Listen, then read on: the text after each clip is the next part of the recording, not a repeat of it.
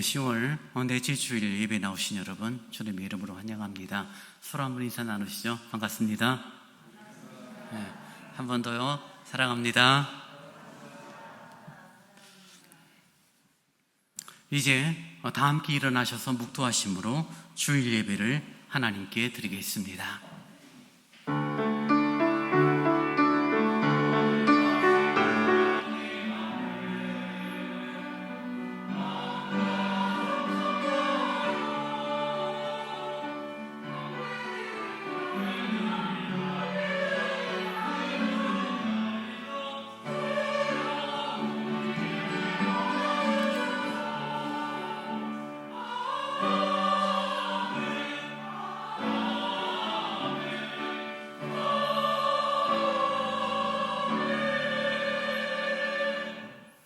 여호와께서 자기 백성에게 힘을 주시며 여호와께서 자기 백성에게 평강의 복을 주시리로다. 거룩하신 아버지 하나님, 고맙습니다. 하나님을 예배할 수 있는 삶을 주시니 감사합니다. 10월의 넷째 주일, 영과 진리로 주를 고백하는 시간이 되기를 원합니다. 지치고 상한 심령 위에 주님의 선한 것으로 채워 주옵소서. 감사와 기쁨이 있는 예배 시간이 되기를 원합니다. 예수님 이름으로 기원하옵나이다. 아멘. 다 함께 찬송 39장을 찬송하시겠습니다.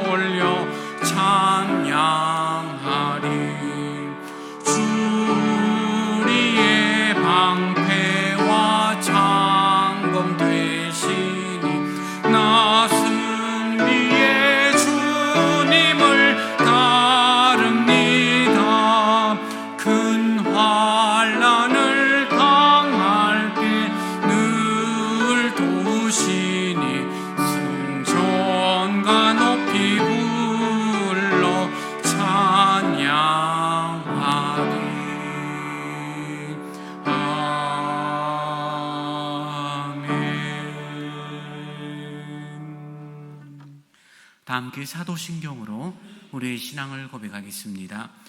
전능하사 천지를 만드신 하나님 아버지를 내가 믿사오며 그 외아들 우리 주 예수 그리스도를 믿사오니 이는 성령으로 잉태하사 동정녀 마리아에게 나시고 본디오 빌라도에게 고난을 받으사 십자가에 못 박혀 죽으시고 장사한 지 사흘 만에 죽은 자 가운데서 다시 살아나시며 하늘에 오르사 전능하신 하나님 우편에 앉아 계시다가 저리로서 산자와 죽은 자를 심판하러 오시리라. 성령을 믿사오며 거룩한 공회와 성도가 서로 교통하는 것과 죄를 사하여 주시는 것과 몸이 다시 사는 것과 영원히 사는 것을 믿사옵나이다. 아멘. 성시교도 43번을 교독하시겠습니다. 여호와께서 다스리시니 만민이 떨 것이요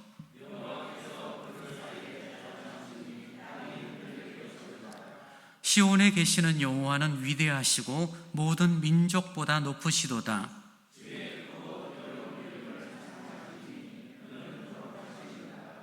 능력 있는 왕은 정의를 사랑하느니라.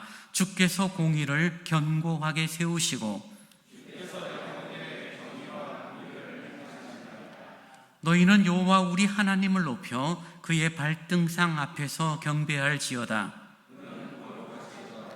그의 제사장들 중에는 모세와 아론이 있고 그의 이름을 부르는 자들 중에는 사무엘이 있도다. 여호와께서 구름 기둥 가운데서 그들에게 말씀하시니 여호와 우리 하나님이여 주께서는 그들에게 응답하셨고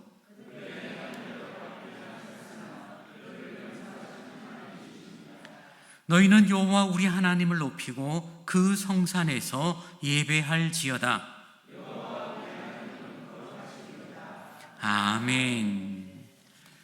다 함께 찬송 454장을 함께 찬송하시겠습니다.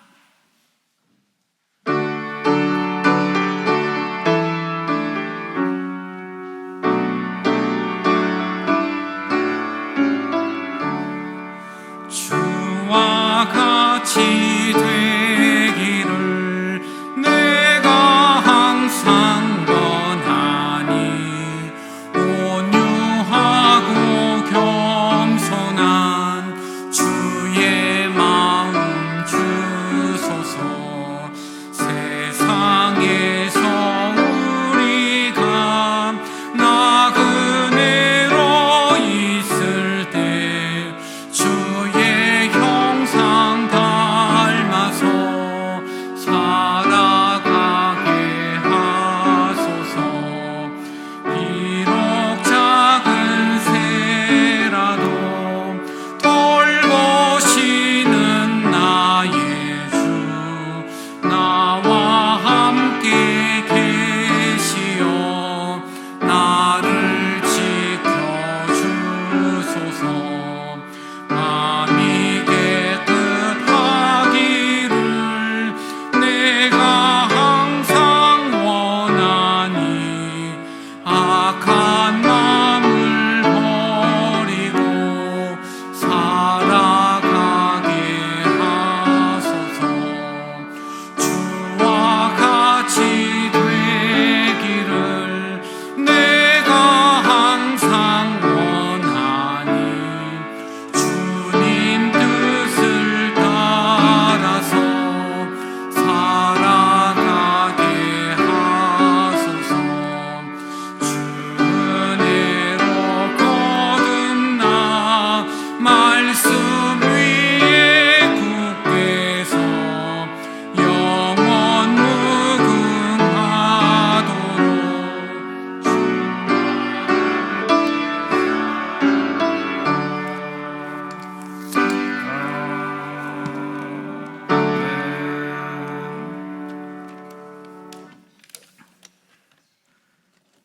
은혜와 진리가 충만하신 하나님, 저희에게 하나님을 바라볼 수 있는 마음을 주셔서 이 시간 예배의 자리에 나오게 하심을 감사드립니다. 풍성하고 아름다운 가을을 허락하시고 거룩한 주일 참 좋은 가족들이 성전에 예배드리게 하여 주시니 감사를 드립니다.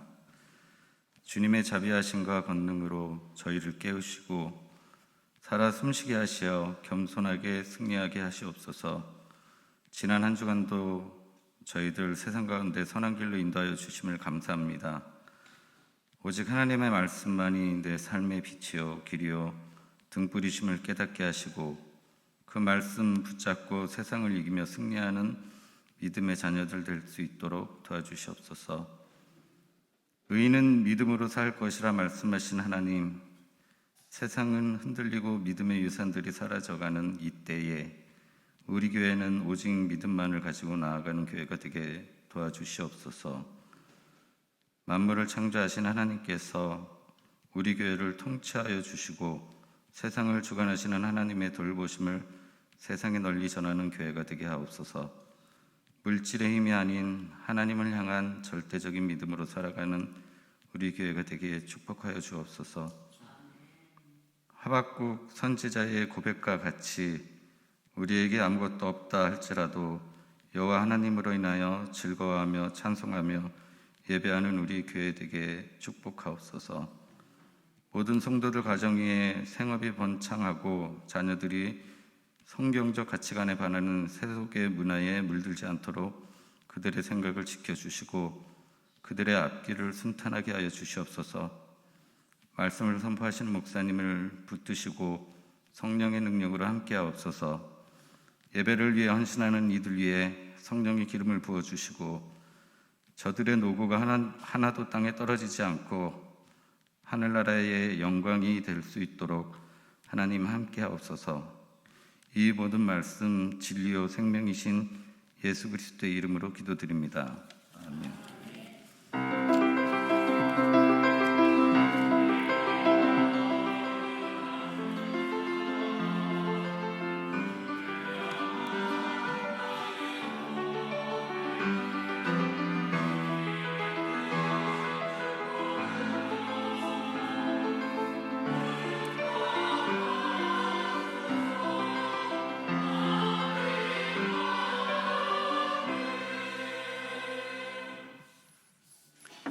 이 시간 우리에게 주신 하나님의 말씀은 마가복음 2장 18절로 22절의 말씀입니다.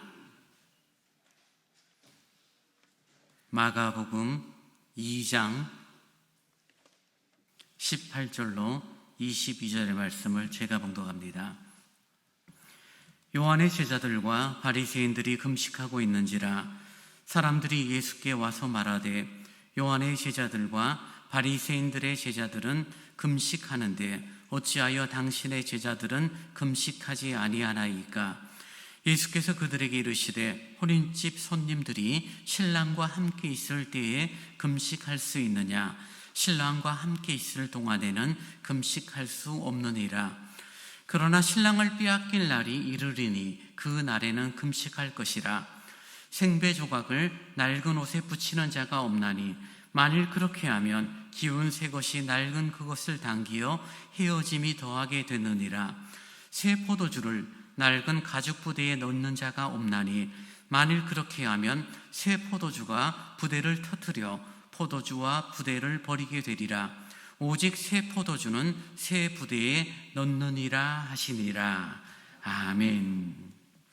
교회 소식 전합니다. 저희 서울대관교회 처음 오신 분들, 방문하신 분들 진심으로 사랑하고 환영합니다. 예배 후 4층에 맛있는 점심이 준비되어 있습니다. 코로나 확진자가 조금씩 늘어나고 있죠. 여러분 개인 관리 잘 해주시기 바라고요. 전형적인 가을 날씨 가운데 삶인데 잘 좀 놀러도 좀 다니세요. 전도회별로 가족별로 시간 즐거운 그런 가을이 되었으면 좋겠습니다.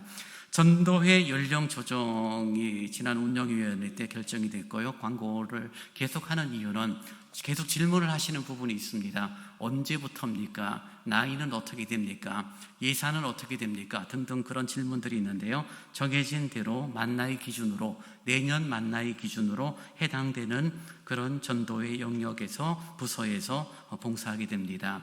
남편은 나이가 45세 넘어서 남전도에 갔는데 아내 되시는 분이 나이가 어린 경우 어떻게 해야 되느냐, 해당되는 나이로 가시면 된다는 거 기억을 해주시고 여러분 어쨌든 우리가 작은 교회지만 전도회가 활성화돼서 아름다운 믿음의 교제가 있었으면 좋겠습니다.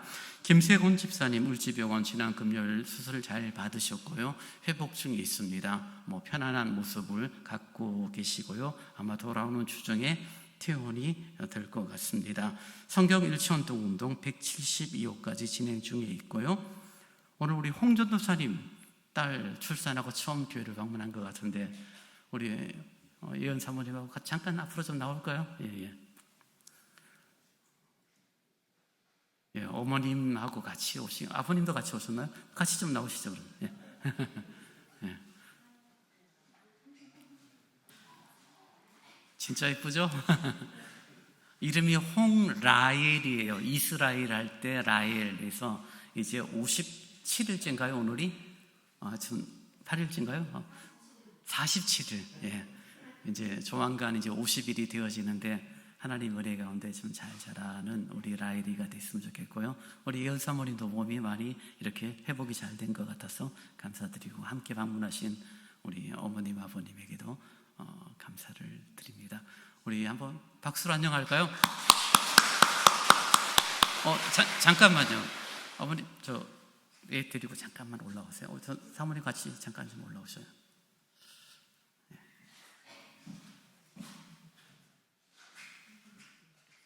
처음 교회 태어나서 우리 교회 처음 방문했는데 제가 우리 라이를 위해서 잠깐 좀 기도하는 시간 갖도록 하겠습니다. 앞으로 좀 더 가져올래요? 주님 고맙습니다. 홍라일 이 땅에 보내주시고 사랑하는 할머니 할아버지 엄마 아빠의 손길, 그리고 이제는 앞으로 많은 성도님들의 사랑 가운데 자라나가게 될 것입니다. 사람의 사랑과 사람의 노력으로 키워지는 귀한 딸이 아닌 주의 은혜로 키워지는 귀한 딸이 되어지도록 인도하여 주옵소서. 이름처럼 라헬 하나님의 백성으로 든든히 자라나가는 지혜와 키가 자라면서 주님을 닮아가는 귀한 딸이 되어지도록 은혜를 허락하여 주옵소서. 어려운 시기입니다. 육체의 강건함을 허락하여 주시고 질병들을 어려움들 만나지 않게 하시고 아버지 하나님 점점 자랄수록 많은 사람들에게 선한 영향력을 끼치는 귀한 딸이 되어지도록 인도하여 주옵소서. 우리 예은 사모님 건강을 지켜주시고 회복이 잘 되게 하시고 이전보다 주님을 사랑하며 특별히 우리 홍 전도사님 사역과 진로의 문제가 주님 앞에서 늘 복되고 아름답기를 원합니다. 함께 방문한 우리 라헬의 할머니 할아버지 위에도 은혜를 더하여 주옵소서. 감사합니다. 예수님 이름으로 기도하옵나이다. 아멘. 다시 한번 우리 박수 한번 환영하죠.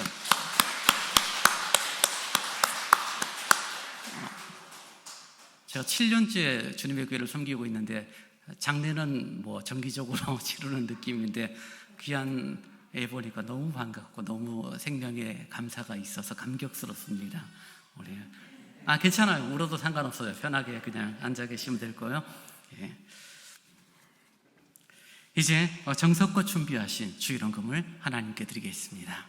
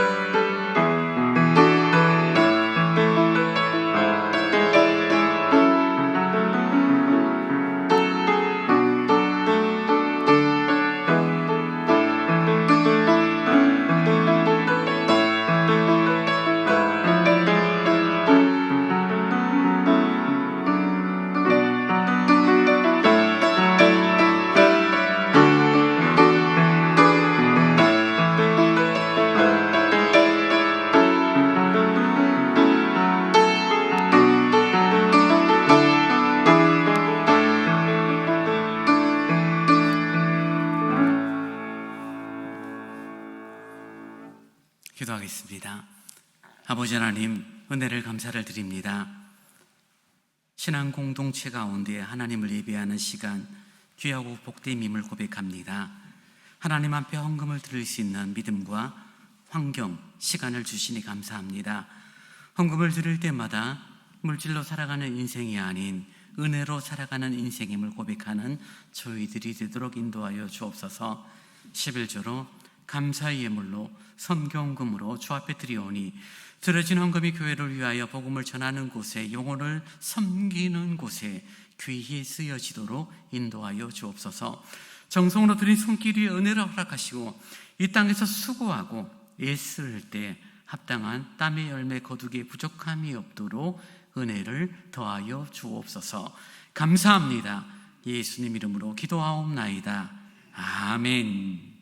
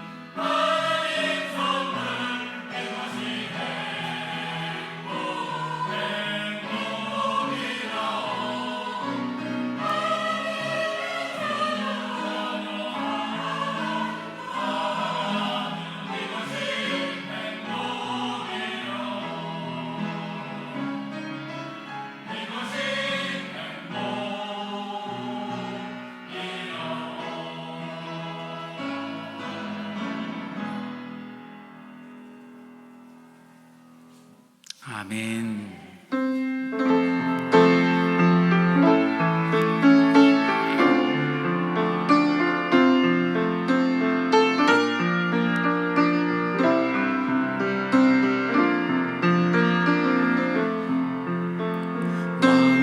왕이신 나의 하나님,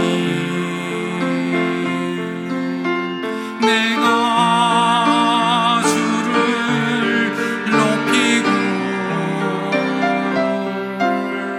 영원히 주의 이름을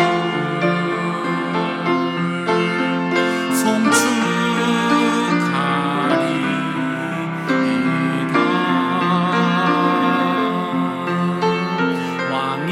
왕이신 나의 하나님,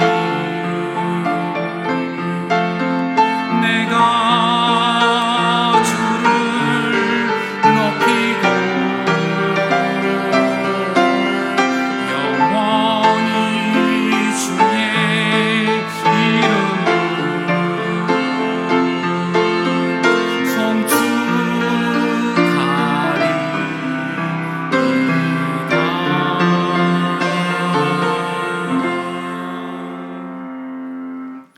주님 고맙습니다. 주님과 함께하는 삶이 참된 행복임을 고백하고 깨닫고 누리는 저희들의 시간이 되기를 원합니다. 10월의 넷째 주일을 예배하는 저희들의 마음을 유쾌하게 해주시고 감사가 있게 하시고 서로 힘과 또 선한 영향력을 주고받는 복됨이 있기를 원합니다. 말씀 앞에 섰습니다. 주의 말씀이 우리의 심령 가운데 잘 들려지기를 원합니다. 부족한 정을 세우셨는데 진리의 도구, 말씀의 도구로만 사용하여 주옵소서. 예수님 이름으로 기도하옵나이다. 아멘. 마가복음 2장에 예수님께서 하신 말씀, 새 포도주는 새 부대에 넣으라는 그런 본문의 말씀과 배경의 내용들이 들려 있습니다. 우리가 아는 것처럼 새 포도주는 새 부대에 세상 사람들이 어쩌면은 더 많이 잘 사용하는 표현이죠. 새 것, 그리고 한 것, 그리고 바뀌어진 것, 바뀜을 당한 옛날 것, 이런 것들에 대한 구별하고 명분을 가질 때 쓰는 말이 새 포도주는 새 것에 넣어야지요 라고 말하면서 과거의 것을 단절하는 그런 어떤 표현으로 새 포도주는 새 부대, 새 술은 새 부대에 넣어야지요 라고 사람들이 말을 합니다. 교회보다는 어떤 말에서는 정치하는 사람들이 더 많이 쓰는 말 같기도 하고요. 세상에서 어쨌든 그렇게 빈번하게 쓰여지는 그런 내용이죠. 과거의 것을 단절하고 새 것으로 나아가자. 좋은 또 긍정적인, 그리고 오늘 본문이 그런 부분을 무시하고 있지 않죠. 그런 부분을 인정하고 있죠. 근데 오늘 함께 좀 말씀을 고민하는 것은 정말 주님이 옛것은 무시하고 옛것은 단절이고 새 것은 좋은 것이다.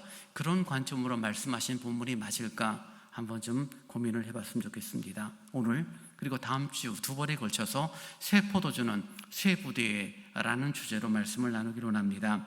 본문 시작은 이렇게 하고 있죠. 요한의 제자들 바리새인들이 금식을 하고 있었고 그들이 와서 묻습니다. 요한의 제자들과 우리들의 제자들은 금식하는데 왜 당신의 제자들은, 예수님의 제자들은 잘 먹고 있습니까? 금식하지 않고 있습니까? 라는 질문으로 시작이 되어지는 예수님의 그리고 바리새인들 간의 논쟁이죠. 금식하는 부분 갖고 시작이 되어집니다. 성경에서는 구약에서는 이스라엘 백성들이 정기적인 금식을 요구하고 있고 그것은 율법의 정한 기준입니다. 근데 그 금식의 기준은 1년에 한 번이에요. 대속죄의 일이라고 일컫는 그날만큼은 모든 이스라엘 백성들이 금식을 합니다. 음식을 금하고 몸과 영혼을 금식이 아닌 은혜를 구하며 회개하고 죄를 씻고 하나님 앞에 속죄제를 올리는 그날 대속죄일 하루만큼은 공식적인 금식을 하는 날입니다.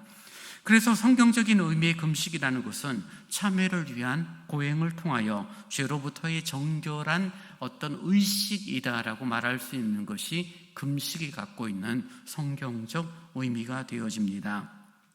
그리고 복음서뿐만이 아니라 구약의 역사를 쭉 볼 때 이스라엘 백성들이 대속죄일 뿐만이 아니라 금식을 했던 경우들이 몇 번 나옵니다. 예를 들면 예수도가 왕 앞에 나아갈 때 이스라엘 백성들을 구원을 위하여 왕에게 무언가를 요청하기 위하여 나아갈 때 자신의 사촌인 모르드게에게 말합니다. 그리고 백성들에게 말하죠. 나를 위하여 금식해달라. 내가 죽으면 죽으리라 라는 고백을 하면서 왕 앞에 나아가야 되는데 우리가 아는 것처럼 왕이 부르지 않을 때 왕 앞에 나가는 자는 죽임을 당하게 되니 죽으면 죽으리라 그 마음을 갖고 이제 나를 위하여 금식을 해달라고 요청하는 그런 내용이 있습니다. 다윗이 사울과 요나단의 죽음을 보고 그들을 예도하며 전쟁의 승리를 만끽하기도 전에 모든 사람들에게 금식을 선포하죠. 우리가 사울과 요나단이 죽었는데 그들을 예도하기 위하여 금식을 선포하는 그런 내용이 나오기도 합니다. 바벨론의 포로로 끌려갔던 이스라엘 백성들이 바벨론 포로 생활 가운데 그들이 금식을 하는데 율법에 따른 1년에 한 번 하는 대속죄일 금식이 아니라 그들은 분기에 한 번씩 1년에 4차례에 걸쳐서 금식을 하며 지금 우리의 고통, 이 어려움, 이 문제를 해결해 주십시오라고 기도하는 시간을 금식이라는 방법을 통하여서 하나님 앞에 나아가게 됩니다. 우리는 먹고 사는 것으로 에너지를 얻는 사람들이죠. 아마 여기 계신 분들 일주일만 밥을 안 먹으면 아마 여기 와서 찬송 부를 때 배가 꺼져서 힘이 없어 찬송을 못 부른다 아마 그런 말을 하실 거예요. 한 달만 먹지 않으면 정말 힘들어지죠. 물까지 마시지 않는 자라면 며칠을 보내기가 힘든 그런 것들이 금식이 갖고 있는, 그러니 내가 살아가는 것을 내 스스로 멈추고 오로지 하나님의 은혜를 구하는 것이 금식이 갖고 있는 근본적인 의미이다라고 말을 할 수 있습니다. 생각해보니 저도 대학 다닐 때 수련회를 앞둘 때마다 교회에서 늘 금식을 했던 것 같아요. 한 달 전쯤 금식표를 작성합니다. 몇 월 며칠은 누가 금식, 그리고 한 끼를 금식하는 사람, 하루 세 끼, 하루 온종일 금식하는 사람, 뭐 등등등 준비했다가, 그리고 수련회 가서 준비된, 예비된 하나님의 은혜를 풍성히 누리기를 원하는 마음을 갖고 금식표를 짜서 금식을 했던 기억이 납니다. 여러분도 혹시 금식했던 기억들이 있으시리라고 생각을 해봅니다. 예전에는 부흥사가 오게 되면 그 부흥사가 얼마만큼 영역이 있는가, 부흥사가 능력이 있느냐 하는 기준 중에 하나가 40일 금식기도 몇 번 했느냐, 그런 게 이상한 기준이 되어졌던 그런 이력서, 40일 금식기도 뭐 3회 실시, 그게 영역의 기준이 될지는 저는 잘 모르겠어요. 어쨌든 그런 일들이 있었습니다. 그래서 금식을 통하여 하나님의 은혜를 구하고, 금식을 통하여 내 힘, 내 능력이 아닌 하나님의 은혜, 하나님의 자비로움을 갈망하는 그런 어떤 구체적인 우리들이 할 수 있는 행동이 금식이죠. 그러니 금식한다는 것은 단지 밥을 굶고 먹지 않는다는 것이 아니라 온전히 하나님께 집중하며 나아가는 그런 태도가 바로 금식이 가지고 있는 태도였습니다. 근데 이스라엘 백성들은 1년에 한 번 대속죄일에 금식을 했었고, 바벨론 포로로 끌려간 사람들도 1년에 4번씩 정도 금식을 했는데, 오늘 본문에 나오는 요한의 제자들, 그리고 바리새인들의 금식이라고 일컫는 부분들은 당시의 문헌들을 찾아보면 이들은 일주일에 2번씩 금식했다라고 기록을 하고 있습니다. 매주 월요일, 그리고 목요일에 되면 자발적인 금식을 했고, 그리고 그 금식하는 모습들을 사람들에게 늘 보였다라고 말해요. 내가 금식하며 하나님의 은혜를 구하고 있습니다라고 자신을 드러내는 거죠. 한 끼만 굶어도 어지러운 사람들 입장에서 일주일에 2번씩이나 굶는 사람을 바라보며, 그리고 굶는 이유가 하나님의 은혜를 기대하고 하나님의 어떤 응답과 자비로움을 소망하는 그런 모습들을 보여준다는 것은 분명 영적인 도전이 되었던 것 같아요. 야, 저 사람들 훌륭해, 저 사람들 대단해 라는 부분이 바로 바리새인들, 요한의 제자들의 금식의 한 모습이었습니다. 시간이 지나면서 어떤 생각이 들죠? 어떤 마음이 들죠? 이제 금식하는 것이, 왜 금식을 하죠? 하나님의 은혜, 하나님의 자비로움보다는 이제는 사람들의 칭송, 사람들이 나를 존경, 나를 이해, 저 사람이 또 금식하는구나라고 나를 보는 그런 태도들에 대한 뿌듯함을 누리기 위하여 금식을 하는 모습들은, 뭐 오늘날에도 만약에 금식을 한다면 하나님의 은혜를 갈망하기보다는 시간 때우기 위하여 잠을 잔다든지 인터넷을 한다든지 책을 본다든지 기도와 말씀의 시간이 아닌 그저 밥 한 끼 또는 하루를 굶는 그런 행위하고 별 차이가 없게 되는 왜곡된 죄된 본성의 방향으로 흘러가는 그런 요한의 제자들, 바리새인들의 제자들의 금식의 특징이었습니다. 그런데 그들이 보니 예수님과 예수님의 제자들이 금식을 하지 않아요. 풍요롭고 뭐 맛있는 음식을 먹는 건 아니지만 때가 되면 잘 먹고, 그리고 시간 되면 늘 먹는 모습을 보면서 당신의 제자들은 먹는 것을 탐하는 자들입니까? 라고 질문을 할 만큼 어쨌든 예수님의 제자들은 잘 먹었던 것 같아요. 그리고 왜 당신의 제자들은 금식하지 않습니까? 우리는 일주일에 2번씩 금식하고, 그리고 절기에 따라서 적어도 1년에 4번을 하든지 속죄일에 1번을 하든지 금식을 해야 되는데 왜 당신의 제자들은 금식하지 않습니까? 라고 예수님에게 바리새인들이 질문을 합니다.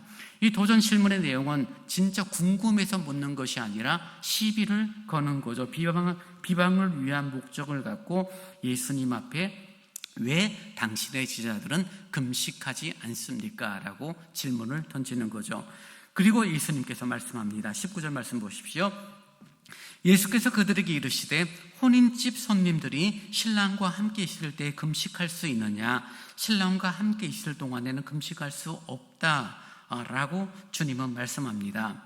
잔치집에 금식이 있을 수 없죠. 잔치집은 풍요로움이에요. 먹고 마시는 시간이 늘 반복되어지는 시간인데 당연히 금식할 수 없다. 그런데 신랑을 빼앗길 날이 이르면 그때는 금식하는 것이다 라고 예수님께서 말씀을 합니다. 여러분, 금식이라는 개념을 우리가 조금 더 확대하자면 금식 자체가 가지고 있어서 율법적인 관점이죠. 구약적인 관점이죠. 왜요? 구약에서 말한 대속주일의 금식이라는 부분이 강조가 되고 있으니까요. 그리고 예수님은 그런 금식을 하지 않고, 즉 유대교적 율법을 열심히 지키는 행위보다는 지금 신랑이 잔치집에 있는데 함께 먹고 마시고 즐기는 것이 중요하고, 어느 날 신랑을 빼앗길 날이 있으면 그때는 금식하는 것이 옳다라고 말하며 구약 율법을 재해석하시는 예수님의 그런 표현을 보게 되어지는 거죠. 예수님께서 고난을 당하시고 십자가에 돌아가시는 그날에는 금식할 수 있다라는 표현이 되어지고, 이 말씀을 따라 마가를 비롯한 초대교회 그리스도인들은 예수님의 죽음을 기념하는 그런 금식들이 있었고, 오늘날에도 한국교회도 부활, 주일, 전주, 성금요일 같은 경우 하루 온종일 금식하는 그런 어떤 우리들이 가지고 있는 관습들이 있기도 하죠.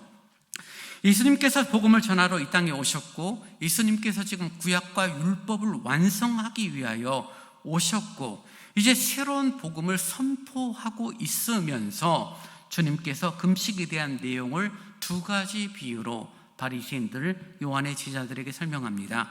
21절과 22절에 나오는 두 가지 비유죠. 첫 번째는 생배 조각을 낡은 옷에 붙이는 모습, 그리고 또 하나는 새 포도주를 낡은 가죽 부대에 넣는 행위, 그 두 가지를 주님께서 비유로 설명을 합니다.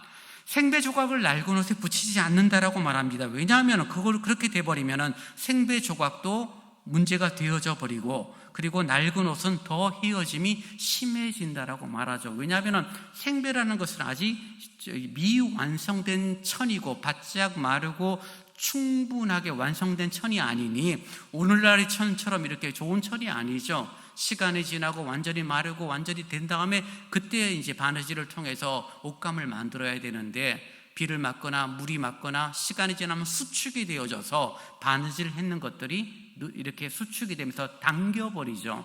그러면 낡은 옷이 어떻게 돼요? 더 헤어짐이 심하게 되는 그런 일들이 생겨지는 그런 당시의 모습들을 우리들이 기억합니다. 저희들이 어렸을 때마다 여러분 양말 뒤꿈치 빵꾸나면 어떻게 됐죠?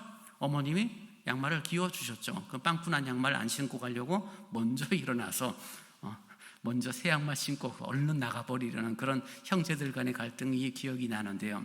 생배 조각을 낡은 옷에 붙이는 행위는 당시의 관점, 마가복음이 기록된 1세기 초대교회 성도들의 관점에서는 당연히 안 하는 일이에요. 그것은 할 수가 없고 해봤자 의미가 없고 소용이 없는 모습입니다. 새 포도주를 말합니다. 새 포도주는 낡은 가죽 부대에 넣는 자가 없다라고 말해요. 당연하죠. 왜냐하면 새 포도주는 아직 발효가 되지 않은 거죠. 새 포도주는 맛이 아직 익숙하지 않습니다. 신맛이 나가고 숙성이 되어지고 시간이 지나야 맛있는 포도주가 되어지죠. 근데 그 신포도주를 낡은 가죽 부대에 넣게 되면 어떤 문제가 생깁니까? 지금 당장은 괜찮지만 시간이 지나면서 부풀어 오르게 되고 가죽 부대가 터지게 되고 포도주도 이렇게 땅에 흘러버려서 둘 다 놓치는, 둘 다 잃어버리는 그런 문제가 생겨지니, 당시 사람들은 새 포도주를 항상 새 가죽 부대에 넣는 것은 지극히 정상적인 그런 행동입니다. 그래서 생배 조각을 낡은 옷에 붙이지 마라. 새 포도주는 낡은 가죽 부대에 넣는 것이 아니라 새 포도주는 새 포도 가죽 부대에 넣는 것이 옳다라고 말씀하시는 주님의 모습을 보면은 옛것에 대한 단절, 새 것을 향한 새로운 개혁, 혁신이라는 그런 관점에 새술은 새 부대에 넣자라는 그런 일반적인 사람들이 쓰는 표현이 맞는 것 같지만, 그러나 조금 21절, 22절을 조금 더 살피게 되면은 주님의 말씀에 담겨져 있는 의미는 새 것뿐만이 아니라 옛것에 대한 주님의 배려, 보존하시려는 뜻이 들어있다는 것을 우리는 확인하게 됩니다. 21절 다시 한번 보십시오. 생배 조각을 낡은 옷에 붙이는 자가 없다. 만일 그렇게 하면 기운 새 것이 낡은 그것을 당기어 헤어짐이 더하게 된다. 낡은 옷을 헤어지는 것을 주님은 원치 않으신다는 것을 우리는 확인하게 되죠. 22절에도 새 포도주를 낡은 가죽 부대에 넣는 자가 없다. 만일 그렇게 하면 새 포도주가 부대를 터뜨려 포도주와 부대를 다 버리게 된다. 오직 새 포도주는 새 부대에 넣는 것이 옳다. 라고 주님이 말씀하시는 것을 통하여 주님은 낡은 가죽 부대가 터지는 것을 원하는 것이 아니다라는 것을 확인하게 됩니다. 그저 세술은 새 부대 넣자, 오케이, 새로운 것이 좋은 거야, 뭐 정치적으로 정권이 바뀌었고 시대가 달라졌으니 새 것을 추구하는 삶이 맞다라고 말하면서 과거의 단절을 우리들이 쉽게 생각하는데, 적어도 오늘 본문에서 이야기하는 예수님의 뉘앙스는 새 것을 추구하는 것이 틀리다는 것이 아니라 맞죠. 그러나 그렇다라고 해서 낡은 옷을 그리고 낡은 가죽 부대가 무시되어지는 것이 옳다라고 말하고 있지 않다는 것입니다. 예수님의 말씀에는 헌 것과 새 것이라는 두 가지의 개념이 함께 대조되고 있고, 일반적인 해석대로 새로운 가치관은 새로운 틀에 넣어야 하고 낡은 부대는 버려야 한다는 그 관점뿐만이 아니라 낡은 옷, 낡은 가죽 부대 자체도 귀히 여기고 중요하게 여기는 주님의 표현을 우리는 좀 볼 수 있었으면 좋겠습니다. 여러분, 속담 가운데 우리나라 속담은 아니지만 이런 속담이 있습니다. 친구와 포도주는 오래 묵은 것이 좋다라는 말이 있어요. 오래된 친구, 40년, 50년 된 친구들은 평생 가도 야 임마 그러면서 서로 욕을 하면서도 그것이 부끄럽거나 추하거나 기분 나쁘지 않죠. 정말 친밀함이 있어요. 대충 말해도 알아듣고 대충 말해도 서로 이해하고 도우려는 마음들이 친구죠. 오래된 친구들이. 물론 뭐 어제 만난 친구가 뭐 질적으로 떨어진다 그건 아니지만요. 어쨌든 오래된 친구요. 포도주도 우리가 아는 것처럼 와인을 좋아하시는 분들은 몇 년 산, 그럴 때 몇 년 살이 적어도 한 20년쯤 지난 그런 포도주 와인을 고급 와인으로 치죠. 갓 담은 1년도 안 된 그런 포도주들은 뭐 맛으로 먹는지 모르지만 고급 포도주로 치지는 않죠. 그래서 포도주와 친구는 오래 묵은 것이 좋다라는 관점은 지금이나 예전이나 똑같죠. 그러니 지금 예수님께서 새 포도주를 낡은 가죽 부대에 넣지 마라, 새 포도주는 새 부대에 넣으라라는 이 말이 사람들에게는 이 새 포도주가 신비롭고 새 포도주가 매우 좋은 것이고 이 새 포도주가 우리에게 매우 유익하다라는 관점은 아니에요. 적어도 포도 농사를 짓고 포도주를 한 번이라도 만들어 본 사람들의 입장에서는 새 포도주는 뭐예요? 이거는 아직 멀었어. 10년, 20년 지난 다음에 좋은 와인이 되는 거지. 이거는 정말 신비롭고 좋은 것이야 라는 관점보다는 뭔가 관리를 해야 되고 뭔가 내가 잘 살펴야 된다는 그런 관점이 있었기 때문에 오늘 말씀을 정리한다라면 적어도 마가복음을 읽어야 했던 1세기 성도들의 관점에서 보면은 생배조각, 새 포도주는 좋은 게 아니에요. 그저 말 그대로 새로운 아직 미완성된 배 조각, 그리고 새 포도주 방금 만들어서 별로 맛이 없고 신맛만 가득한 포도주, 이런 관점이라는 것입니다.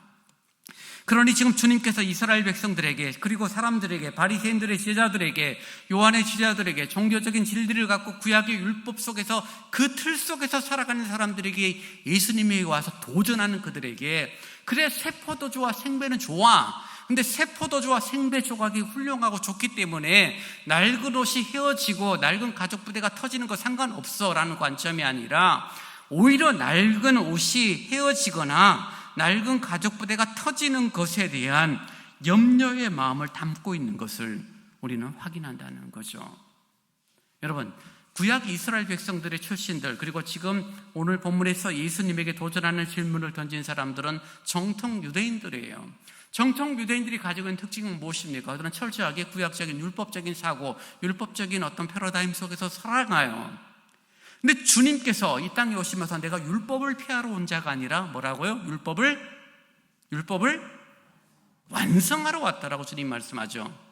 그러니 예수님께서는 지금 너희들이 가지고 있는 사고, 너희들이 살아가는 종교적인 기질들, 삶의 관습들 잘못됐어. 그건 다 적폐로 청산되어져야 될 문제고, 이제 새롭게 하나님 나라의 관점에서 너희들의 모든 것들을 새롭게 시작해야 돼 라고 말씀하시는 것이 적어도 오늘 본문에서는 아니다라는 것을 우리는 확인하게 되는 거죠. 사랑하는 여러분, 예수님께서 새 포도주는 새 부대에 넣으라는 말씀을 우리는 어떻게 받아들여야 되는지 고민스럽습니다. 새 것을, 그럼 과거의 것은 옛 것은 버려야 되죠. 우리가 가구를 새로 넣는다든지 가전제품을 새로 만든다든지 하다못해 옷을 새로 사도 옛것은 버리게 되어 있죠. 쓸 데가 없으니까요. 근데 주님께서 지금 하시는 말씀, 그런 내용하고 조금 거리가 있는 것을 보게 됩니다. 오늘 읽은 본문 앞부분에 보면 예수님께서 레위라는 사람을 만나게 되고 레위라는 사람들의 집에 초청을 받아 식사를 하시게 됩니다. 근데 레위라는 사람 앞에서 식사를 하게 되는데 그 식사하는 장면을 본문 15절, 여러분 잠깐 15절을 한번 보시겠습니까? 15절에 보면 이렇게 표현되고 있죠. 그의 집에 앉아 잡수실 때에 많은 세리와 죄인들이 예수와 그의 제자들과 함께 앉았으니 이는 그러한 사람들이 많이 있어서 예수를 따름이러라. 지금 예수님께서 레위라는 사람의 집에서 함께 먹고 마시는데, 함께 먹고 마시는 사람의 대상이 누구라고요? 세리, 죄인들이라고 표현하고 있죠. 세리와 죄인들이라는 것은 율법적인 관점으로 볼 때는 세리, 죄인, 창녀는 같은 이방인과 같은 그런 어떤 존재들이죠. 거리를 두고 함께 식탁의 교제를 나누지 않는 대상인 거죠. 그런데 예수님이 지금 누구하고 밥을 먹어요? 모든 정통 유대인들이 거리끼고 함께 하지 않는 사람들과 예수님이 식사를 하고 있고, 그 식사를 하는 예수님을 바라보면서 요한의 제자들, 바리새인의 제자들이 예수님에게 왜 당신의 제자들은 금식하지 않습니까? 라고 말하는 거죠. 그리고 예수님께서는 17절에 이렇게 대답을 하죠. 예수께서 들으시고 그들에게 이르시되 건강한 자에게는 의사가 쓸데없고 병든 자에게라야 쓸데있느니라. 나는 의인을 부르러 온 것이 아니요 죄인을 부르러 왔노라. 지금 주님께서 말씀하시는 것이 무엇입니까? 나는 의인을 위하여 온 자가 아니라 나는 죄인을 위하여 왔다라고 말하고 있는 예수님의 태도, 그 속에서 금식을 재해석하고 새 포도주는 새 부대에 넣으라는 말씀을 통하여서 새로운 역사가, 복음이, 하나님 나라가 시작되었음에도 불구하고 새 포도주가 낡은 가죽 부대에 들어감으로 말미암아 낡은 가죽 부대가 터지는 것은 내가 원하는 것이 아니다라고 말하고 있고, 생배 조각을 낡은 옷에 붙임으로 말미암아 낡은 옷이 더 헤어지는 일은 있지 않았으면 좋겠다라는 것을 주님이 말씀하시는 거죠. 그러니 구약적인 율법적인 오래된 것이라는 것이 예수 그리스도로 말미암아 시작된 새로운 복음이 들어왔음에도 불구하고 그 복음은 구약을, 율법을 무시하고 그것과의 단절이 아니라 내가 율법을 폐지하러 온 것이 아니라 율법을 완성하러 왔다라는 그런 주님의 융합을 우리는 좀 볼 수 있어야 한다는 것입니다. 사랑하는 여러분, 왜 교회 생활하면서, 신앙생활하면서 갈등 다툼이 교회마다 빈번하죠? 여러분 어떻게 생각하세요? 왜 안 싸우는 교회가 없죠? 목사편, 장로편 돼서 싸우고 네 편, 내 편 돼서 싸우고요. 어느 교회 가도 안 싸우는 교회가 없어요. 왜 그렇죠? 둘 다 하나님의 영광을 위하여 싸우니까 끝없는 싸움이 이어지는 거죠. 한쪽이 명백하게 잘못하면 괜찮은데 교회 싸움은 잘못의 싸움이 아니죠. 방법론의 싸움이고, 목사가 말하는 하나님의 영광, 장로가 말하는 하나님의 영광, 둘 다 하나님의 영광이니 목숨 걸고 싸우게 되어 있죠. 둘 다 명분이 있으니까요. 근데 여러분, 오늘 본문 말씀을 그런 상황 가운데 조금 적용을 한다라면은 그것은 싸움의 대상이 될 수 있는 것이 아니에요. 왜요? 새 포도주를 낡은 가죽 부대에 넣을 수 없으니, 생배 조각을 낡은 옷에 붙일 수 없으니 생배 조각은 생배 조각대로, 새 포도주는 새 포도주대로 관리를 하고 낡은 가죽 부대는 낡은 옷은 낡은 것대로 관리를 하되, 그것이 분리되어지는 것이 아니라 함께 있는 신앙 공동체가 주님의 교회의 신앙 공동체인 줄 믿습니다. 그러니 여러분, 교회에서 네 편, 내 편이 있을 수가 없죠. 정말 전통적인 삶 속에서 오래된 나이가 있고 신앙의 연륜이 있다 보니 마치 낡은 배처럼, 혹은 오래된 묵은 낡은 가죽 부대 같은 삶을 사는 사람들도 있을 것이고, 이제 처음 예수를 믿기 시작했고 복음의 순수성만을 알고 있으니 정말 새 포도주 같은, 생배 조각 같은 삶을 사는 사람도 있을지도 몰라요. 근데 중요한 것은 무엇입니까? 그 두 가지 부류의 내용이 서로 융합이 되어지고 케미가 되면서 하나님의 아름다운 신앙 공동체를 만들어가는 것이 옳지, 낡은 것이 새 것을 힘들게 하거나 새 것이 낡은 옷을 더 휘어지게 하거나 새 포도주라는 좋은 것들이 오히려 낡은 오래된 전통과 관습을 무너뜨리거나 그런 모습들은 교회의 신앙의 모습은 결코 아니다라는 것입니다. 믿음생활, 신앙생활하는 우리들에게는 늘 새로움을 추구합니다. 새로운 말씀을 추구해요. 그것이 나쁘다? 아니죠. 좋은 거죠.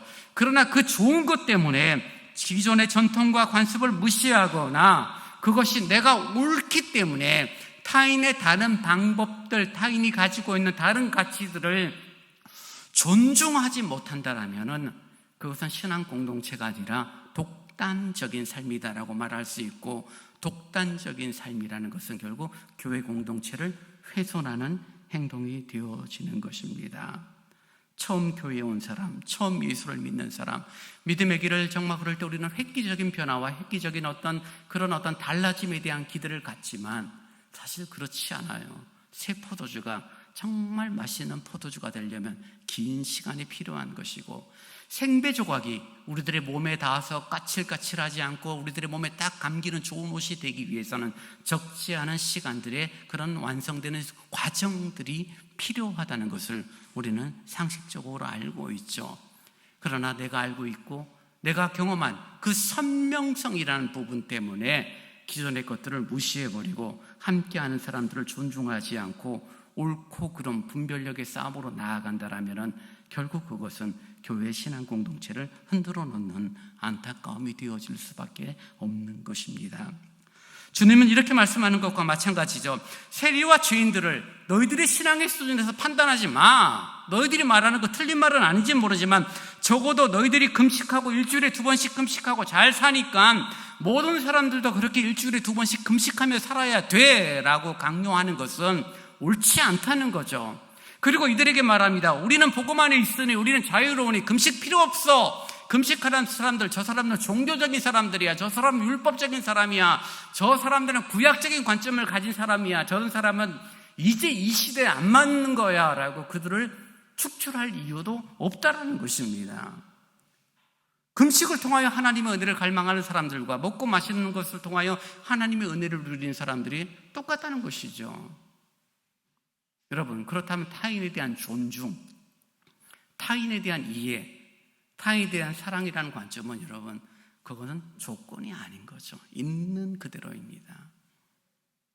늘 말씀드리지만 우리 사랑하는 연세 많으신 권사님들, 존재 자체가 우리 교회는 큰 존재예요. 어린아이들 필요 없다라고 안 해요. 인사 안 하는 버릇 없는 것들 아니에요. 그들 자체가 얼마나 귀한 것들이라고요. 서로 생각이 다르다고요. 중요한 건 그게 아니죠. 함께 복음 안에서 새 포도즙, 낡은 가죽 부대든 생배 조각이든 혹은 낡은 그런 옷처럼의 모습을 가진 사람이든 그것은 중요한 것이 아니라 함께 더불어 서로 상처를 주고받는 모습이 아니라 전체가 아우러지는 믿음의 공동체로 든든히 세움받는 것이 주님이 기뻐하시는 새 포도주는 새 부대에 넣으라는 교훈의 의미라는 것을 여러분이 좀 기억했으면 좋겠습니다. 믿음 생활이 연륜이, 신앙 연륜이 쌓아지면 쌓아질수록 배타적으로 가는 것이 아니라 포용하고 이해하고 받아들이는 그런 새로운 가치, 새로운 문화, 새로운 복음, 새로운 그런 신앙의 아름다움들이 서로에게 아름답게 융합이 되어지는 그런 모습들이 오늘 주님께서 우리에게 요구하시는 신앙생활인 거죠. 그 출발이 뭡니까? 내가 아니죠. 내 스스로 내가 완전하게 되고 내 스스로 내가 거룩한 삶을 살아가는 것이 아니니까요. 주님께서 우리를 완전하게 하셨고 주님의 보혈이 우리를 우리 되게 하셨기 때문에 그러한 삶을 사는 것에 대한 요구 앞에 우리는 아멘으로 화답하며 나아갈 수밖에 없는 것입니다. 이 죄인을 완전하게 하옵시고 나를 완전하게 하신 그 주님의 사랑 가운데 우리의 신앙 공동체, 믿음 공동체 서울대광교회를 아름답게 세워나가는 은혜가 있기를 주님의 이름으로 부탁을 드립니다. 이제 다 함께 일어나 찬송 426장을 함께 찬양하시겠습니다.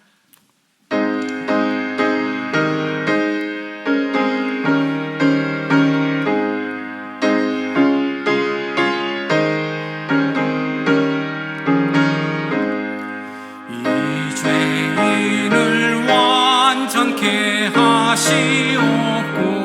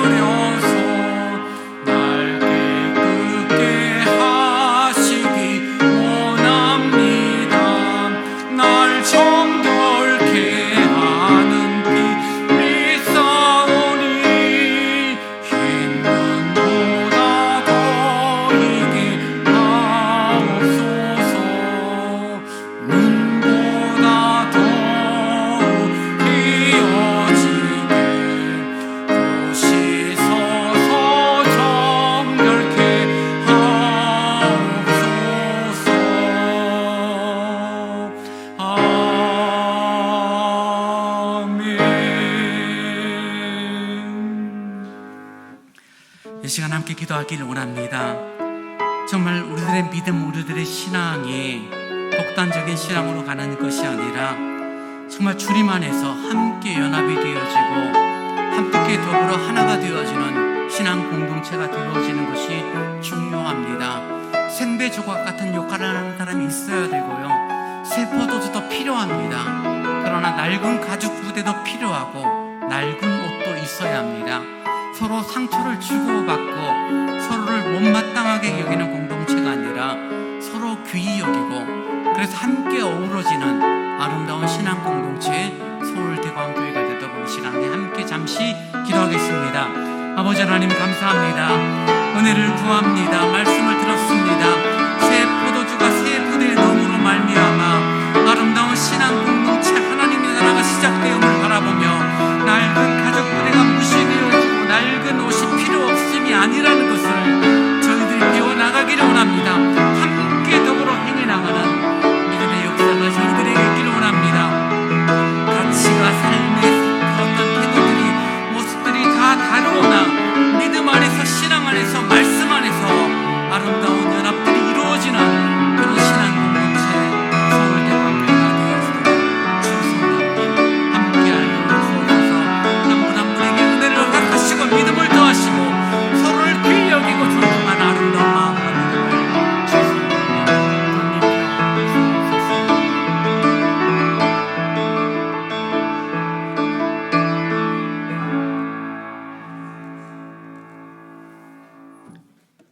지금은 우리 주 예수 그리스도의 은혜와 우리 아버지 하나님의 무한하신 사랑하심과 성령님의 함께하심을 위로하심이 참된 신앙 공동체, 각각을 귀히 여기는 공동체, 각각의 모습을 인정하는 공동체로 아름답게 세워지기를 원하는, 그래서 하나님 나라의 공동체를 세워나가기를 원하는 모든 예배자들 위해, 또 가정에서 온라인 예배로 참여하는 성도들 위해 이제로부터 영원토록 함께 있을지어다. 아멘.